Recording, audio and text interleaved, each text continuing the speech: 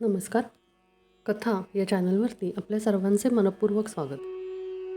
सध्या आपण श्री ब्रह्मचैतन्य गोंदावलेकर महाराज चैतन्योपासना यांची प्रवचने ऐकत आहोत. ऐकायला अतिशय मधुर आणि रामनामाची गोडी लावणारी अशी ही प्रवचने आपल्याला ऐकायला जर आवडत असतील तर माझ्या चॅनलला सबस्क्राईब करा आणि शेअर करा. सध्या आपण प्रवचन नंबर 71 ते प्रवचन नंबर 80 अशी ऐकणार आहोत. सुरुवात करूया. प्रवचन नंबर 71. श्रीराम जय राम जय जय राम. अहमपणा टाकल्यास प्रपंचातील लाभ हानी झेलता येईल. प्रपंच हा परमेश्वर प्राप्तीच्या आड कधीही येऊ शकत नाही. आपण पाहतोच की प्रपंचात आपला कितीतरी लोकांची निरनिराळ्या स्वरूपांमध्ये संबंध येतो. आई वडील, बायको मुले, बहीण भाऊ, इतर सगळे सोयरे, मित्र आणि इतर जन या सर्वांचा उत्तम उपयोग करायचा असेल तर या सर्वांशी व्यवहार करताना आपण आपली सर्व कर्मे एका हरिस्मरणाच्या धाग्यात जोडून करावीत. म्हणजे सर्वांची संबंध सलोख्याचे राहून प्रपंच फारच सुखकर होईल. निदान तो तापदायक तरी खचितच होणार नाही.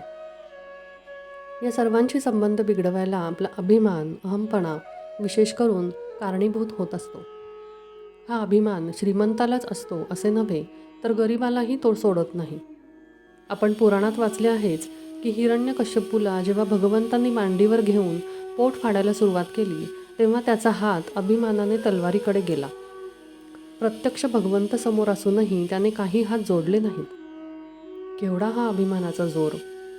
गरीब लोकसुद्धा या अभिमानाच्या आहारी किती गेलेले असतात. एकदा एक भिकारी एकाच्या दाराशी येऊन भिक्षा मागू लागला तेव्हा तो गृहस्थ त्या भिकाऱ्याला म्हणाला, "अरे, तुला काही काळ वेळ समजते की नाही?" त्यावर तो भिकारी म्हणाला, "जा जा, मला नाही तुमचे एकट्याचेच घर नाही, गावात अशी 100 घरे आहेत." पहा, अभिमानाचे तण किती खोल गेलेले असते ते. अभिमान हा शेतात उगवणाऱ्या हरळीसारखा आहे. ही हरळी समूळ नाहीशी केल्याशिवाय चांगले पीक हाती लागत नाही. त्याप्रमाणे अभिमान संपूर्णपणे नाहीसा केल्याशिवाय परमेश्वरी कृपेचे पीक येणे शक्यच नाही. फणस शिरताना एक काळजी घ्यावी लागते.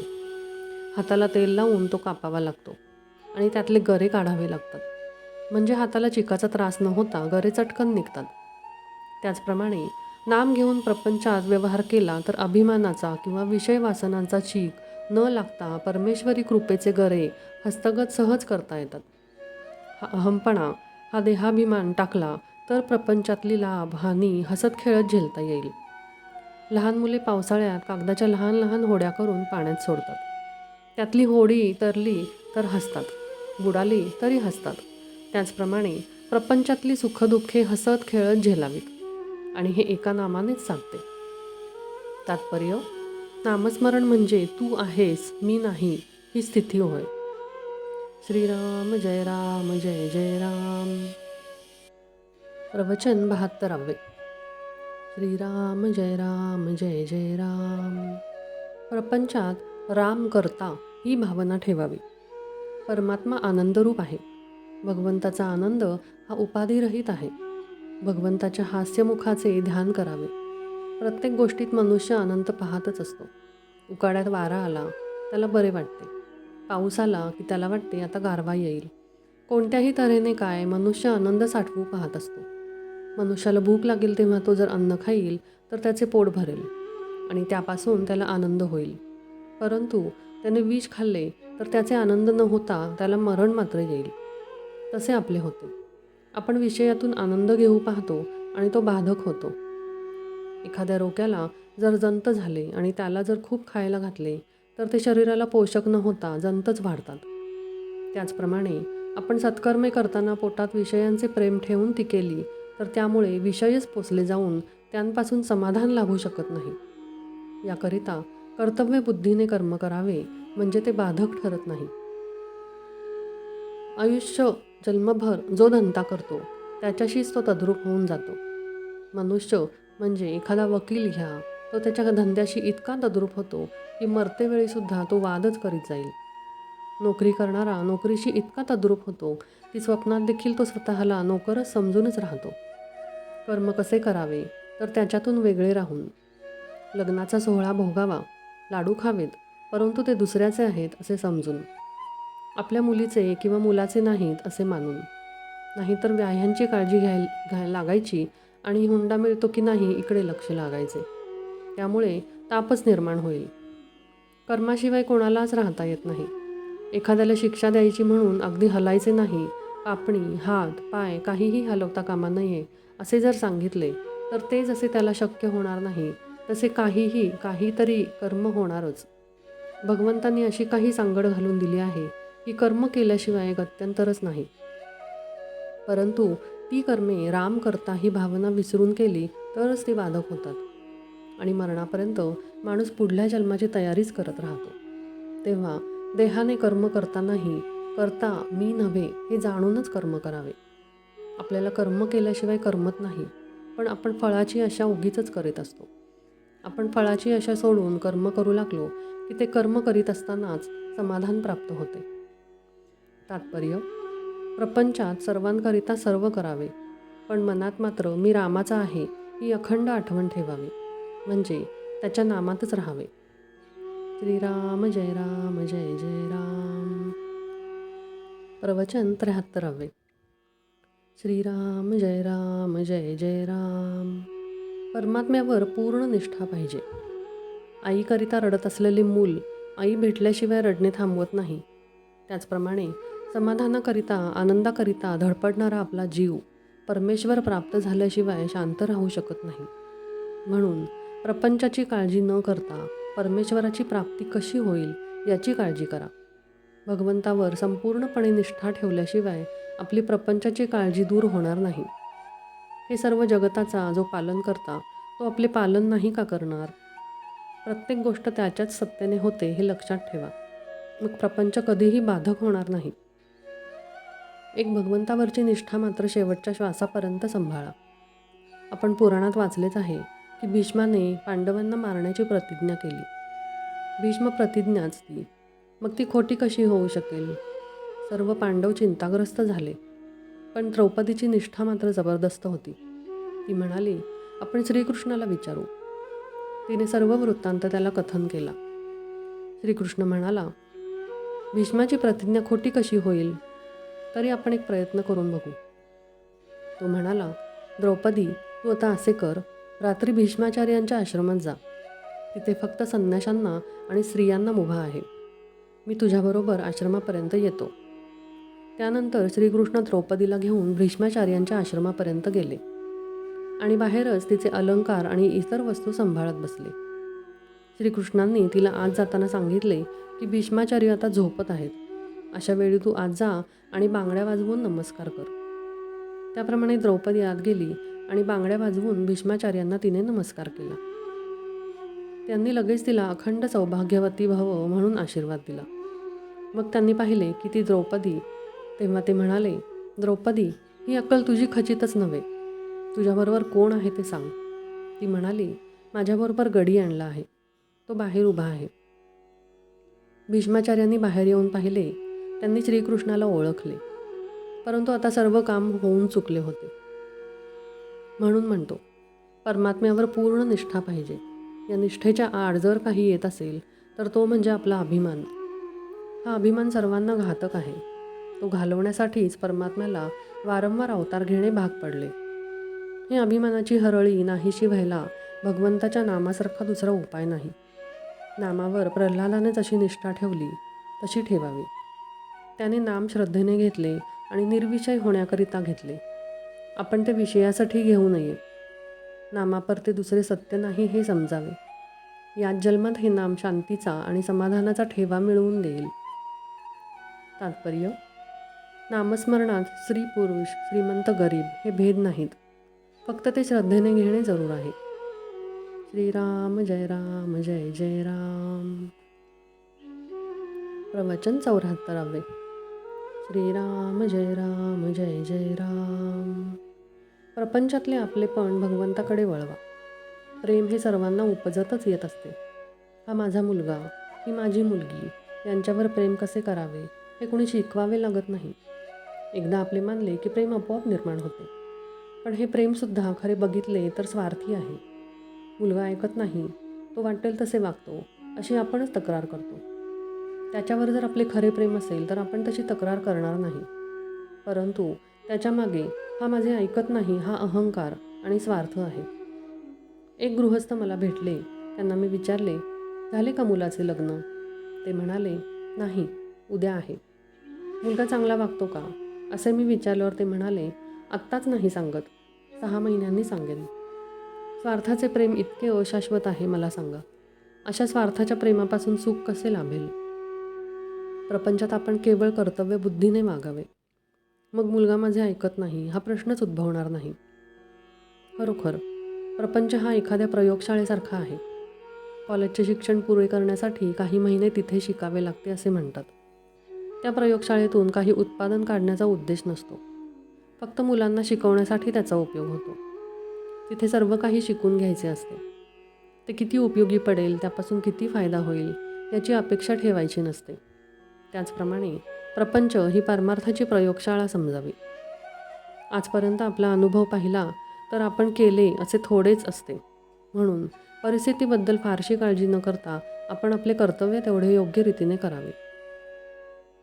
आपल्या वृत्तीवर परिणाम होऊ देऊ नयेत. प्रत्येक गोष्ट घडायला योग्य वेळ काळ यायला लागतो.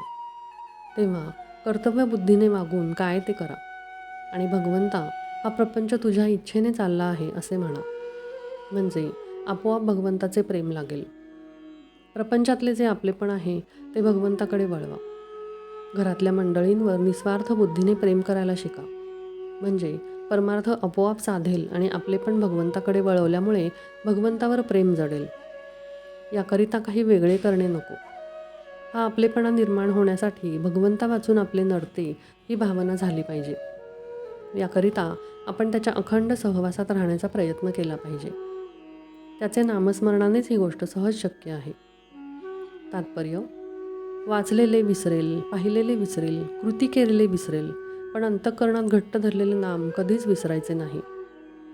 श्रीराम जय राम जय जय राम. प्रवचन 75. उपाधिरहित मी म्हणजेच भगवंत. ब्रह्माचे निरूपण सांगता येण्यासारखे नसते. साखर खाल्ल्याशिवाय तिची गोडी कळत नाही. काही मर्यादेपर्यंत शब्दांनी सांगता येते. खोट्यावरून खऱ्याची परीक्षा करता येते. तसे माया ज्याला कळली त्याने ब्रह्म जाणले म्हणून समजावे. पण मी मायारूपच जर झालो तर ती कशी ओळखावी बरे? सत्यावर छाया पडली तीच माझी माया झाली. वस्तू आहे तशी न दिसता विपरीत दिसणे म्हणजे माया. तेव्हा मायेच्या तावडीत सापडल्यावर सत्य आणि परमात्मा स्वरूप असणारे ब्रह्म जाणणे कसे शक्य होणार? जी जगते मरते ती माया. म्हणजे माया ही नाचणारी आहे, भंगणारी आहे. शाश्वत आनंदापासून जी मला दूर करते ती माया. भगवंतापासून मला जी दूर सारते ती माया. म्हणूनच ज्याने शाश्वत सुख मिळवले ती मायेच्या पकडीतून सुटण्याचा मार्ग दाखवते तेच खरे तत्त्वज्ञान होय. एक भगवंतच फक्त सत्य स्वरूप आहे. त्याच्यासाठी जे करणे ते सत्य होय.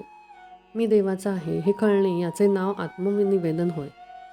आत्मनिवेदन म्हणजेच देवाला ओळखणेच होय. म्हणजेच मायेला दूर सारणे. वास्तविक उपाधिरहित जो मी तोच भगवंत आहे. उपाधिरहित राहणे म्हणजे भगवत तद्रूप होणे. किनाऱ्याकडून पाण्याकडे जात असताना अशी एक जागा येते की तिथे वाळू संपते आणि पाणी सुरू होते. म्हणजे त्या रेषेच्या अलीकडे वाळू आणि पलीकडे पाणी अशी अवस्था असते. ही मधली स्थिती म्हणजे तुर्यावस्था होय. इथे मी ब्रह्म आहे अशी जाणीव राहते. निर्गुण परमात्मा आणि ही सगळी सृष्टी यांना जोडणारी साखळी असेल तर तो ओंकार होय. म्हणून परमार्थामध्ये कोणत्याही साधनाने जडाचा निराश करता करता शेवटी ओंकारापर्यंत येऊन थांबावे लागेल. म्हणजे प्रत्येकाला नामाशीच यावे लागेल. 10 माणसे उभी केली त्यातली 9 ही नव्हेत म्हणून बाजूला सारली. 10वा राहिला तोच खरा. त्याचप्रमाणे हे नाही ते नाही असे झाल्यावर जे शेवटी उरले ते ब्रह्मच होय. भगवंत गीतेमध्ये अर्जुनाला म्हणतात, तू ज्ञानी असशील तर समाधानात राहा, पण तू तसा नसशील तर मग उगीच ज्ञानाच्या गोष्टी सांगू नकोस. आणि कोणाचे तरी म्हणजे अर्थात ज्ञानी माणसाचे ऐक आणि त्याप्रमाणे वाग. याचा साधा अर्थ असा की आपण संतांना शरण गेले पाहिजे. सर्व सृष्टीच्या दृष्टीने आपण आपली आणि प्रयत्न अगदी पदार्थ आहे, म्हणजे खऱ्या अर्थाने निमित्त मात्र आहोत. म्हणून आपल्या आयुष्यात आपल्या वाट्याला येणारी चांगली अगर वाईट कर्मे ही ईश्वराचे मनोगत आहेत असेच समजावे. तात्पर्य: वेदांत हा आचरणात आणल्याशिवाय त्याचा उपयोग नाही. श्रीराम जय राम जय जय राम. प्रवचन 76. श्रीराम जय राम जय जय राम. प्रपंचातील आसक्ती कमी कशी होईल? आज आमची अशी स्थिती झाली आहे पहा. प्रपंच आम्हाला सुटत नाही. भगवंताचे प्रेम आम्हाला पाहिजे. या प्रपंचावरचे प्रेम न सोडता आम्हाला भगवंताचे समाधान लाभावे अशी आमची इच्छा आहे. खरोखर प्रपंचातले आमचे हे प्रेम व्यभिचारी आहे. प्रेम ही वस्तू अशी आहे की ती एकाच ठिकाणी ठेवता येईल. एका म्यानात ज्याप्रमाणे 2 तलवारी राहू शकत नाहीत, त्याप्रमाणे आमचे प्रेम आम्हाला 2 ठिकाणी ठेवता येणार नाही. आमचे खरे सुख एका भगवंताजवळच आहे आणि ते मिळवण्यासाठी आम्ही प्रपंच सोडायलाच पाहिजे असे नाही. प्रपंचात आम्हाला वाटणारी आसक्ती ही मुख्यतः नाहीशी झाली पाहिजे. शास्त्रात सुद्धा हे सांगितले आहे. शास्त्र हे अनुभवाचे बनलेले आहे. आमचा अनुभव आम्ही शास्त्राबरोबर पडताळून पाहत नाही. प्रपंचाची खरी किंमत आम्हाला कळल्याशिवाय त्याच्याबद्दल वाटणारी आमची आसक्ती कमी होणार नाही. आज प्रपंचात सुख नाही हे अनुभवाला येऊनही त्याची आसक्ती आम्हाला सुटत नाही हे खरे. ती आसक्ती सुटायला काय मार्ग आहे तो आम्ही पाहणे अगदी जरूर आहे. प्रपंचाची आम्हाला गरज किती आहे? एखादा मनुष्य फिरायला जाताना हातात काठी घेतो. त्याला हातात काठी घेणे हे भूषण आहे असे कोणी म्हणत नाही. त्याप्रमाणे भगवंताकडे जायला प्रपंचाची आम्हाला आधारापुरतीच गरज आहे. हा प्रपंच करीत असताना त्याची आसक्ती कमी होऊन भगवंतावरचे प्रेम येण्यासाठी शास्त्रांनी घालून दिलेली बंधने आम्ही पाळली पाहिजेत. आणि त्यासाठी आपले विचार, आचार आणि उच्चार आम्ही सांभाळणे जरूर आहे. आपण आपल्या संस्कारांप्रमाणे वागलो तर निवृत्तीमध्येच जाऊ. कारण आपली प्रवृत्ती ही सर्व निवृत्तीपरच आहे, यात संशय नाही. आता यापुढे आपण रामाच्या नावाचे प्रपंचाचा धंदा करूया, म्हणजे नफा तोटा त्याचाच होईल. प्रपंचात सदाचाराने वागावे. सदाचार हा मूळ पाया आहे. नीतिधर्माचे आचरण असावे. नीतिधर्माची बंधने ही आमचे विकार आवरण्यासाठीच आहेत. विचाराने अत्यंत पवित्र असावे. कोणाचा द्वेष, मत्सर करू नये आणि दुसऱ्याचे अहित चिंतू नये. उच्चार तर फार सांभाळले पाहिजेत. नेहमी सर्वांशी गोड बोलावे. ज्या जिभेने आपण भगवंताचे नाम घेतो त्या जिभेने दुसऱ्याचे अंतःकरण कधीही न दुखावेल याची खबरदारी घ्या. अंतःकरण दुखवीत असताना त्याच्या ठिकाणी वास करीत असलेल्या भगवंतालाच आपण दुखवीत असतो हे ध्यानात धरा. तात्पर्य: प्रपंचातले आपले मन आपण काढून भगवंताकडे लावावे, तसे करण्यातच आपले समाधान आहे. श्रीराम जय राम जय जय राम. प्रवचन 77. श्रीराम जय राम जय जय राम. काळजी आपल्याला भगवंतापासून दूर करते. सत्वगुणात भगवंत असतो तेव्हा त्या मार्गाने आपण जावे. भगवंत आपल्यात यायला सर्व कर्मे चांगल्या प्रकारे केली तरी ती भगवंतार्पण बुद्धीने करावी. व्यवहार सोडू नये. प्रयत्नही कसून करावा, परंतु त्याचबरोबर मन भगवंताकडे कसे लागेल याकडे लक्ष द्यावे. आपण प्रपंचाची जितकी काळजी घेतो तितकी जरी देवाची घेतली तरी खूप होईल. आपण किती परस्वाधीन आहोत हे आजारी पडलो म्हणजे समजते. तेव्हा आपल्या हातात किती सत्ता आहे हे ओळखून राहावे. काळजी न करता देखील प्रयत्न होणार नाही असे नाही. उलट प्रयत्न दुप्पट करावेत, म्हणजे जे फळ येईल ते भगवंताच्या इच्छेने आले या भावनेने समाधान मानायला पहिल्यांदा आपण शिकावे. आपण स्वतःबद्दल काळजी करतो याचे कारण असे की आपण आपल्यापेक्षा जास्त दुःखी असलेल्या माणसाकडे पाहतच नाही. एक म्हणतो की मला लोकांच्या देण्याची काळजी आहे. दुसरा म्हणतो की मला लोकांकडून माझे येण्याची काळजी आहे. तर तिसरा म्हणतो की मला माझ्या मुलाबाळांची काळजी आहे. पण काळजीच्या या सर्व घोटाळ्यामध्ये आपली स्वतःची काळजी कोणालाच नाही.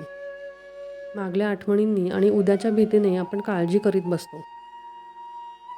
ही काळजी आपल्याला भगवंतापासून दूर करते. उद्याच्या काळजीने आजची भाकरी आपल्याला गोड लागत नाही. याला काय करावे? यावर रामबाण उपाय असा एक आहे, तो म्हणजे आजपासून काळजी करण्याची अजिबात सोडून देऊन तेवढा वेळ भगवंताच्या नामस्मरणात घालवणे. एका माणसाने माझ्यापाशी तक्रार केली की काय करावे, हा माझा मुलगा कशाचीच काळजी करीत नाही, नुसता हसत खेळत दिवस घालवतो. पुढे याचे कसे व्हायचे? मी म्हटले, तुमचे म्हणणे बरोबर खरे दिसते, पण वास्तविक पाहता ते खरे नाही. तुम्ही आजपर्यंत इतकी काळजी करून काय मिळवले? शारीरिक आणि मानसिक त्रास भोगला आणि भगवंताला विसरलात. इतकेच ना? मग तेच तुमच्या मुलाला का शिकवता?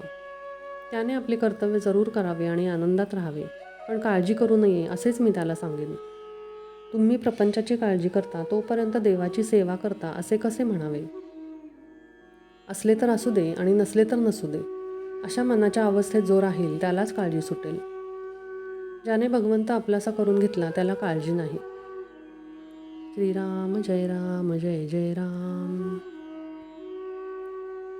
प्रवचन 78. श्रीराम जय जय राम. प्रपंचात भगवंताचे अनुसंधान ठेवा. तुम्ही इथे जितके जण जमला आहात त्यापैकी कोणीही मला सांगावे की आपली सर्व धडपड कशाकरिता असते. प्रत्येकजण सुखासाठी खटपट करीत असतो. प्रपंचात सुख मिळावे असे सर्वांना वाटते आणि त्याकरिता जो तो प्रयत्न करीत असतो. परंतु आजपर्यंत प्रपंचात कुणाला सुख मिळाले आहे? ज्याला मिळाले असेल त्याने तसे सांगावे. कुणी म्हणतो माझ्याजवळ संपत्ती आहे पण संतान नाही. कुणी म्हणतो दारिद्र्य आहे म्हणून रडतो. कुणी काही सांगतच असतो आणि म्हणतो की माझी इच्छा पूर्ण झाल्यावर मी सुखी होईन. पण ती इच्छा तृप्त झाल्यावर दुसरी तयारच असते. म्हणजेच आपली हाव कधीच तृप्त होणे शक्य नाही.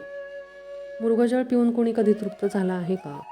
प्रपंचच जिथे खोटा तिथे सुख कसे मागता तुम्ही? याचा अर्थ असा नाही की प्रपंच सोडावा, परंतु तो सुखाचा कसा होईल हे पाहत जावे. मी तुम्हाला खात्रीने सांगतो की प्रपंच जर सुखाचा करायचा असेल तर त्याला एकच उपाय आहे. तो अगदी सोपा आहे आणि तो म्हणजे प्रपंच माझा नाही, तो रामाचा आहे असे म्हणा, म्हणजे झाले. ते दिसण्यातच सोपे आहे, पण आचरणात आणायला अत्यंत कठीण आहे. ते परमात्म्याची कृपा झाल्याशिवाय साधायचे नाही. याकरिता रामाला अनन्य भावाने शरण जावे म्हणजे त्याची कृपा होईल. त्याच्या कृपेला तुम्ही देहबुद्धीचा बंधारा घालू नका. सर्व विसरून भगवंताला आळवावे. भगवंताची कृपा आपल्यावरच आहे असे म्हणावे. ती काम करीतच असते. आपण आपल्या शंकेने ती झाकून टाकू नये. आपण भगवंताला म्हणावे, भगवंता मी सर्वस्वी तुझा आहे. माझा प्रपंच हा तुझाच आहे. तुझी भक्ती कशी करावी हे मला माहीत नाही. तू मला मार्ग दाखव. तू जे करशील त्यात मी सामील होईन अशी अगदी मनापासून प्रार्थना करावी. मग तो ठेवील त्या परिस्थितीमध्ये आपण अगदी आनंदात राहावे. तुम्ही इतके कष्ट घेऊन मला भेटायला येता पण रिकामे परत जाता हे पाहून मला वाईट वाटते. माझ्याजवळ जे आहे ते तुम्हाला व्यावहारिक जगात कुठेही मिळायचे नाही. ते म्हणजे भगवंताच्या नामाचे प्रेम. जे संतांनी सांगितले आहे तेच मी सांगतो. ते सत्य आहे असे मनापासून समजा. खरोखर राम तुम्हाला सुखी करेल. तुम्हाला माझा आशीर्वाद आहे की तुम्हाला नामाचे म्हणजे भगवंताचे प्रेम खात्रीने लाभेल. तात्पर्य: सुखाने प्रपंच करा पण त्यामध्ये भगवंताचे अनुसंधान ठेवा. श्रीराम जय जय राम. प्रवचन 79. प्रपंचात परस्परांची प्रेमभाव कसा वाढेल? निसर्गतःच प्रेम हे प्रत्येक व्यक्तीत आणि प्राणीमात्रांमध्ये असतेच. फार काय, प्रेमाशिवाय मनुष्य प्राणी जिवंतच राहू शकणार नाही. प्रेमाने सर्व जग वश करून घेता येते. प्रेम ठेवण्यात पैसा खर्च होत नाही, कष्ट नाहीत. परंतु प्रत्येकाचा अनुभव पाहावा तर प्रेम करणे तितकेसे सोपे आहे असे दिसत नाही. याचे कारण प्रत्येक व्यक्तीचा स्वभाव हा निराळा, आवड निराळी आणि दैवयोगाने आलेले ऋणानुबंध हेही निरनिराळे असतात. आपल्या विचारांचे लोक असतील त्यांच्यावर स्वाभाविकच प्रेम जडते. विरुद्ध असतील तर त्यांच्याबद्दल प्रेम वाटत नाही. किंबहुना द्वेषही उत्पन्न होतो. द्वेष उत्पन्न का होतो तर आपला आणि दुसऱ्याचा विचार आणि आवड जमत नाही म्हणून. परंतु थोडा विचार केला तर असे दिसते की आपण ज्या कारणामुळे दुसऱ्याचा द्वेष करतो तेच कारण दुसऱ्याने आपला द्वेष करायला पुरेसे होते. उदाहरणार्थ, एखादी गोष्ट आपल्याला न आवडली आणि तीच दुसऱ्याला आवडली तर मला न आवडलेली गोष्ट दुसऱ्याला आवडल्यामुळे दुसऱ्याचा द्वेष करायला मला तेवढे कारण पुरेसे होते. मग त्याच न्यायाने त्याला न आवडलेली गोष्ट मला आवडते हेच कारण त्याने माझा द्वेष करायला पुरेसे नाही का? व्यक्ती तितक्या प्रकृती अशी म्हण आहे. त्याचा अर्थ असा की स्वाभाविकपणे प्रत्येकाची आवड ही निरनिराळीही असणारच. म्हणूनच द्वेषबुद्धी नाहीशी करण्याकरता प्रत्येकाच्या स्वभावाला थोडी सवलत ठेवणे जरूर आहे. आणि प्रेम जडण्याकरता सर्वांना आवडणारी जी गोष्ट असेल तिकडे लक्ष देणे जरूर आहे. प्रेम करण्याचा धडा गिरवतानाच सुरुवात आपल्या घरापासून करावी. घरातली माणसे, नंतर शेजारी आणि त्यानंतर आजूबाजूला आपलेपणाची भावना आपल्या कृतीने वाढवावी. म्हणजे क्रमाक्रमाने प्रेमाची वाढ होऊन सर्व वातावरण प्रेममय होऊन जाईल. सर्वांची निष्कपट प्रेमाने वागावे. आपल्या बोलण्यामध्ये नव्हे, पाहण्यामध्ये सुद्धा प्रेम असावे. आपले बोलणे अगदी गोड असावे. आपल्या अंगी सहजता यावी. घरामध्ये अमुक एक गोष्ट कराच किंवा नकाच करू असे हट्टाने न म्हणता आपण राहावे. जसे घडेल तसे घडू द्यावे. देह असा प्रारब्धावर टाकणे मला फार आवडते. प्रेम करायला गरिबी आड येत नाही किंवा श्रीमंती असेल तर फार द्यावे लागत नाही. जसे आई आणि मुलाचे प्रेम असते तसे भगवंताचे प्रेम लागावे. ज्याला भगवंताचे प्रेम येईल तो सृष्टीकडे कौतुकाने पाहिल. भगवंताचे प्रेम हे कोणत्याही साधनाचा प्राण आहे. ते मागण्यासाठी रोज भगवंताची प्रार्थना करावी आणि त्याच्या अनुसंधात राहणाऱ्याचा प्रयत्न करावा. तात्पर्य: घरामध्ये काय किंवा बाहेर काय, प्रेमाचा धाक असावा, भीती असू नये. श्रीराम जय राम जय जय राम. प्रवचन 80. श्रीराम जय राम जय जय राम. माझे मीपण हे दुःखाला कारण. भीती न बाळगावी चित्ती, रक्षण करणारा आहे रघुपती. भीती न बाळगावी कशाची काही, रामा रक्षिता आहे हृदयी जाणून राहे. सर्वस्वी झाल्यास रामाचे, उभा राम राहिला तेथे. काळजीचे कारण न उरे साचे, राम म्हणावा दाता खरा, न द्यावा भीती काळजीला थारा. काळजी करू नये, प्रयत्न सोडू नये, कोणत्याही कारणाने रामास विसरू नये. म्हणावा प्रपंच रामाचा झाला, मनाने परमात्म्याचे होणे हा उपाय भला. तेथे ठाव नाही काळजीला, तळमळीला, देहाशी ठेवता माझे मीपण, तेच होते दुःखाचे अधिष्ठान. आजवर जे जे काही केले ते ते मीपणाने झाले. जे जे मीपणाने केले ते ते दुःखाला कारण झाले. बाह्यवस्तू जरी मीपणाने सोडली तरी अभिमानाने वृत्ती बळावली. तेथेच घातला सुरुवात झाली. आग्रह आणि हट्टीपण हेच अभिमानाचे लक्षण. कर्तेपणाचा अभिमान हाच दुःखाला कारण जाण. प्रपंचाचे दुःख भोगणे ते मीपणा असल्याचे खूण जाणणे. मी माझेपणाने जोपर्यंत धडपड जाण नाही तोपर्यंत समाधान. देहबुद्धीचे प्रेम स्वार्थाला वाढवते जाण. स्वार्थाचे आपलेपण हेच घाताला कारण. आजवर जो जो प्रयत्न झाला तो तो देहबुद्धी वाढवीतच गेला. देहबुद्धीचा भाव तो मुळीच दुःखाचा ठाव. जोपर्यंत आपला नाही देहभाव विसरला तोवर तो देहदुःखे पस्तावता गेला. म्हणून देहबुद्धी धरून राही त्याला कोठेही सुख नाही. रामाविण अन्य प्रीती उपजे देहबुद्धीचे संगती. म्हणून मीपणाचे न व्हावे अधीन, जेणे भंगेल आपले समाधान. कारण जेथे मीपणाचे ठाणे तेथे दुःखाचे साम्राज्य असणे. पापपुण्याची भीती ही देहबुद्धीचीच संगती. वासनेत जीव गुंतला, कष्टी फार फार झाला. आजवर वासना पोटी धरून राहिला, आपल्या हिताला नागवला. नदी जशी अखंड वाहते, वासना तशी सारखी वाहते. वासना भोगाने कमी होत नाही, त्यागाने नाहीशी होत नाही. आपण देहधारी, देहदुःख न सोसावे क्षणभरी. ज्याला म्हणावे मी माझे, त्यावर माझी सत्ता न गाजे. माझे इच्छेने माझे मलाच ठेवता येत नाही. जगाने माझे इच्छेने वागावे हे म्हणणे खरे नाही. सर्व काही देता येते दान, पण उर्वरित राहतो अभिमान. कर्तेपणाचा अभिमान हेच भगवंताच्या आड मुख्य जाण. म्हणून माझे मीपण हेच दुःखाला कारण. रामाचे होण्याने होईल निवारण. तात्पर्य: सर्व बंधनांचे दुःखाचे कारण कर्माचा करता मी होणे हेच जाण. श्रीराम जय राम जय जय राम.